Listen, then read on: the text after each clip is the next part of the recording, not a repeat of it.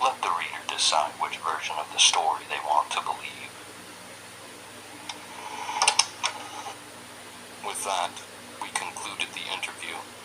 Excited to have a new lead, we were able to dig up some articles from the 70s that corroborated James's story, and felt we were onto something sensational.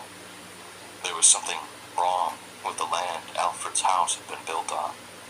We had information that hadn't come to light in nearly 30 years, and thought we needed only one more thing to complete our article: an interview with Alfred himself.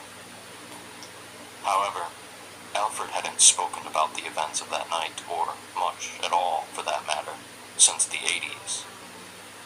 After his release, townsfolk would often question him during his weekly grocery trip as to what really happened, and they were never satisfied when he'd respond that he didn't know. After some time, he must have realized that trying to defend himself was useless because he simply stopped responding altogether. And, as that was the only topic anyone was interested in discussing with him, in time, it became that no one talked to him at all.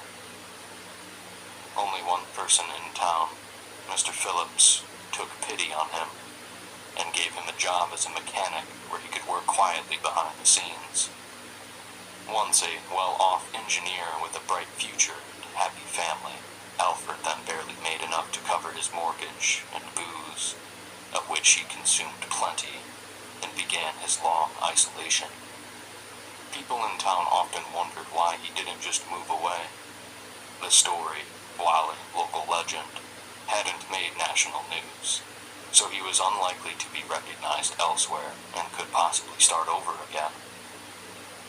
While he'd let the house fall into an awful state of disrepair, the roof was sagging, the paint peeling, windows were shattered, and the gutters were overflowing with debris.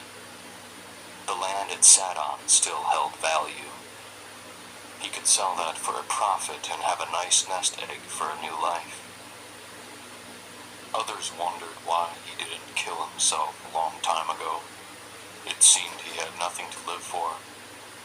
They wondered if maybe he was afraid to see his family on the other side after what he'd done to them. But stubbornly, he clung to life and stuck to the exact same routine year after year.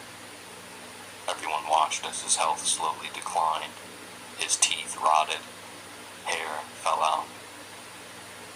In the last weeks before we decided to ask him for an interview, his skin, eyes, and nails had turned a sickly yellow.